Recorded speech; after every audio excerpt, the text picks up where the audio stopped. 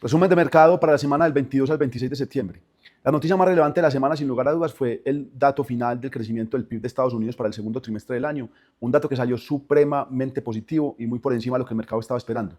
Salió en 3.8% cuando el mercado estaba esperando 3.3%. Entonces, eso básicamente lo que demuestra, o la información que le da al mercado, es que la economía de Estados Unidos sigue estando en un muy buen nivel, sigue siendo una economía resiliente, a pesar de la debilidad que está mostrando el sector laboral. El desempeño económico del PIB sigue mostrando muy buen comportamiento para el segundo trimestre, muy por encima de lo que el mercado estaba esperando, y eso de cierta forma generó un cambio leve de expectativa sobre el comportamiento de las tasas de referencia de la Reserva Federal, porque en la medida que la economía sigue mostrando esta fortaleza, pues la necesidad de hacer disminuciones en las tasas de interés de forma acelerada disminuye. Y eso básicamente lo que hizo es que varios miembros de la Reserva Federal durante el transcurso de la semana, recordemos que la semana anterior la Reserva Federal había bajado las tasas 25 puntos básicos, y en esta semana varios miembros de la Fed, entre ellos Jerome Powell, hizo un speech, dio un discurso hablando sobre el tema de la política monetaria. Varios miembros también participaron y se mostraron como comportamientos muy distantes. Por un lado, Stephen Mnuchin, que es la persona que recién ingresó a ser gobernador de la Reserva Federal, nominado por Donald Trump y aprobado por el Congreso y por el Senado, básicamente dice que las tasas deberían de bajar muy duro, muy rápido. Pero por el otro lado, tenemos a otros miembros de la Reserva Federal, como el gobernador de la Reserva Federal de San Luis, el gobernador de la Reserva Federal de Cleveland y el gobernador de la Reserva Federal de Los Ángeles, hablando sobre que las tasas deberían ser más cautos. Entonces pueden estar alineados con que se pueden bajar las tasas, pero posiblemente no de forma tan acelerada como el mercado lo estaba esperando. Y eso básicamente hizo que los mercados tuvieran un comportamiento bastante volátil durante la jornada, específicamente en el mercado de renta fija y en el mercado también de renta variable. Ya les vamos a contar un poco sobre el tema. Esa fue la noticia más relevante. Lo segundo relevante fueron unos temas relacionados con el precio del petróleo. Por una parte, en Irak, en Kurdistán, se generó digamos que un problema no, se generó un paro en las exportaciones de petróleo de cerca de 230.000 barriles por día, porque no se había llegado a un acuerdo entre ese país y los compradores de petróleo privados, y eso hizo que se disminuyera esa oferta de petróleo. Adicional a eso, en Estados Unidos salieron los inventarios, 600.000 barriles de petróleo por debajo de lo que el mercado estaba esperando, lo que generó un impacto supremamente positivo en el precio del Brent. El precio del Brent subió cerca del 3.7% en lo corrido de la semana. Y si a eso le sumamos que el oro subió el 2% y la plata se disparó 6.9%, pues la mayor cantidad de materias primas tuvieron un muy buen desempeño, al menos relacionado pues con el tema de metales preciosos y petróleo. Un comportamiento que impactó fuertemente las monedas y que también generó volatilidades. Entonces, esas fueron como las noticias económicas más relevantes de la jornada o de la semana. Fue una semana con pocos datos económicos realmente. Lo más relevante, como les digo, fue el tema del PIB y los comentarios de la Reserva Federal. ¿Qué hizo esto? Que Estados Unidos corrigiera. Básicamente el Standard & Poor's bajó el 0.3%, el Nasdaq bajó el 0.5%, y por la parte en Europa sí tuvo un comportamiento positivo. El FTSE inglés subió el 0.85%, el DAX alemán 0.4%, el IBEX español 0.6%. Europa con unos datos económicos un poco mejores de lo que el mercado estaba esperando, a pesar de esa incertidumbre interna que se mantiene en los temas políticos por la cantidad de, digámoslo así, manifestaciones y marchas que se están generando, que están generando presiones desde el punto de vista de endeudamiento, de déficit fiscal y de procesos para lograr pues, una senda de déficit mucho más coherente o mucho más tranquila. De todas formas, los mercados tuvieron un comportamiento positivo. Europa es un mercado que por múltiplos está mucho más barato o en niveles atractivos de entrada si lo comparamos contra Estados Unidos. De todas formas, el tema económico tiene que mostrar un poco más de desempeño, tiene que mostrar un impacto más positivo para que ese driver se pueda activar.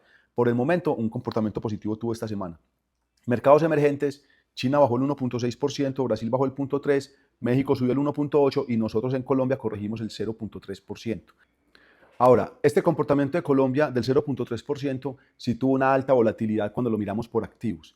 Tuvimos activos como por ejemplo mineros, que subió el 9%, muy alineado con el comportamiento del precio del oro. Tuvimos a Nutresa, que subió el 10%. Tuvimos Ecopetrol, que subió el 6.6%, alineado con el comportamiento del precio del petróleo. Ecopetrol era una compañía que venía bastante castigada, entonces la subida, pues básicamente por el comportamiento del precio del petróleo, favorece bastante el comportamiento de la acción. Tenemos a Celsia, que subió el 4.95%. O sea, miren que tuvimos acciones con un muy buen desempeño. Ahora, por el lado negativo fue algo muy parecido. Tuvimos acciones como, por ejemplo, Canacol, que bajó el 10.8%. Recordemos que Canacol 2 semanas atrás había tenido una subida muy fuerte por una acuerdo que se firmó entre Ecopetrol y la compañía para mirar una potencial transacción, pero pues siguen pasando las semanas, nada se anuncia, nada se concreta y eso genera en los inversionistas mucha incertidumbre y mucha especulación. Entonces básicamente lo que hizo Canacol fue corregir 10% esta semana. Tuvimos por ejemplo a Cementos Argos, se corrigió el 7.5%, Cementos Argos Ordinaria.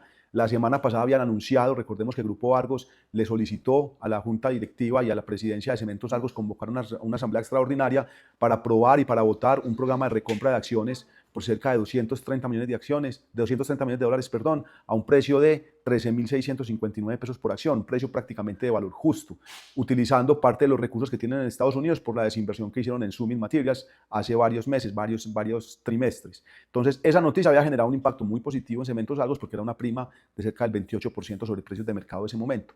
Entonces, lógicamente, pues el mercado actualiza sus expectativas, actualiza su información, es más o menos una recompra del 5% de acciones de la compañía en circulación. Entonces, si un inversionista quiere participar y se asume que Grupo Argos también participa, pues habría un prorrateo sobre esa llegada de ofertas y eso básicamente generó que el precio de la acción esta semana pues corrigiera un poco, porque ya los inversionistas se dan cuenta que no van a poder vender toda su posición, sino que probablemente va a haber una prorrata importante en la transacción.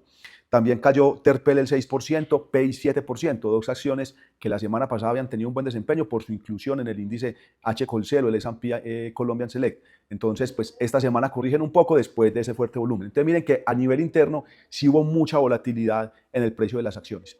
Ya desde otro punto de vista, ya hablamos de commodities, hablamos un poquitico de bonos. Básicamente la curva colombiana la curva se desplazó al alza, o sea, tuvo una desvalorización generalizada y adicional a eso se empinó. O sea, los test de largo plazo tuvieron un impacto más negativo que los test de corto plazo. Básicamente los test de largo plazo tuvieron una subida cercana a los 15, 20 puntos básicos, mientras que los test de corto plazo, los de muy corto plazo incluso bajaron un poco en tasa, pero los test de 2, 3, 4 años tuvieron una subida suave de 3 puntos básicos. La curva básicamente se empinó y se empina de cierta forma por un anuncio que hace el gobierno, el Ministerio de Hacienda. Recordemos que a principio del año el gobierno siempre dice cuál es la expectativa de emisión de test. Pues esa expectativa de emisión prácticamente se coparía a mediados del mes de octubre, finales del mes de octubre.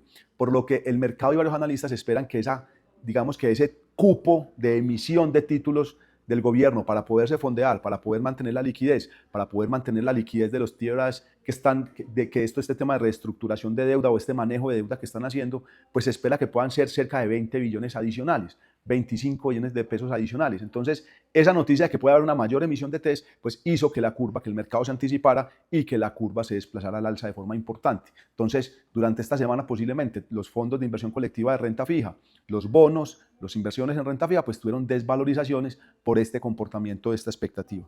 Eso también, digamos que de cierta forma estuvo apalancado también por el comportamiento de la tasa o de la curva de los tesoros americanos después de la Reserva Federal y, como les cuento, esos datos extraordinarios de crecimiento económico pues generaron esa expectativa de que va a haber menos disminuciones de tasa, de que no hay tanta presión para bajar las tasas de interés y también hizo que la curva de tesoros se desplazara al alza.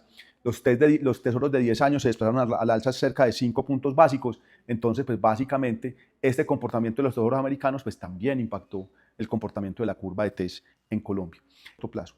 Y ya desde el punto de vista corporativo, pues la noticia más relevante en Colombia fue la transacción que anunció Odinsa, filial de Grupo Argos, que desea comprar la compañía Tixa, que es una filial de empresas públicas de Medellín, que se dedica al diseño, construcción, operación y mantenimiento de plantas de tratamiento de agua. Son productos de concesiones, son concesiones de largo plazo, es una compañía que lleva 45 años en el mercado, tiene operaciones en México y tiene operaciones en Colombia. Grupo EPM había comprado la participación o la mayoría accionaria del 80% en el año 2013 y ahora pues está haciendo una desinversión de esas inversiones y Odinsa sería el potencial comprador. Están esperando lógicamente las autorizaciones por parte de los reguladores de los diferentes países. Creería uno que no debería haber inconveniente. Eso genera diversificación desde el punto de vista de Grupo Argos y de Odinsa. Es otra compañía, es otra unidad de negocio también de concesiones. La vida media de las concesiones que hoy en día tienen Tixa de 18 años, entonces es un programa o son proyectos con flujos de caja estables, de largo plazo, que generan una disminución del riesgo desde el punto de vista de flujo de caja operacional. Es una transacción cercana a los 600.000 millones de pesos, aunque hay que esperar que se tengan todas las autorizaciones. Una porción importante de esos 600.000 millones de pesos se pagaría dependiendo de ciertos hitos, eso se llama earnouts, y es si se cumplen ciertos indicadores, si se cumplen ciertos hitos, pues se estaría pagando ese valor adicional, básicamente porque se estarían cumpliendo ciertos temas que generarían mayor valor de la transacción. Entonces, pues vamos a esperar a ver qué información adicional entregan. Es una noticia que desde nuestra opinión en Bolillos con Propósito es positiva en el sentido de que Odinsa tiene la capacidad de inversión, tiene un nivel de apalancamiento bastante sano, es una compañía que tiene concesiones en vías, en aeropuertos y ahora está entrando en un nuevo negocio también de concesiones más relacionado con el tema de tratamiento de aguas, pero que también tiene que ver con todo el tema de infraestructura cuando uno lo mira desde un punto de vista mucho más general. Entonces, una noticia positiva, aunque desde el punto de vista de múltiplos, pues es difícil saber si están comprando barato o caro, porque no hay compañías similares adicional, porque como son concesiones finitas, pues es difícil tener una idea desde ese punto de vista de múltiplos. Si esta información fue para ustedes, los invito a que se suscriban a nuestro canal de YouTube Bolsillos con Propósito para que tengan más información.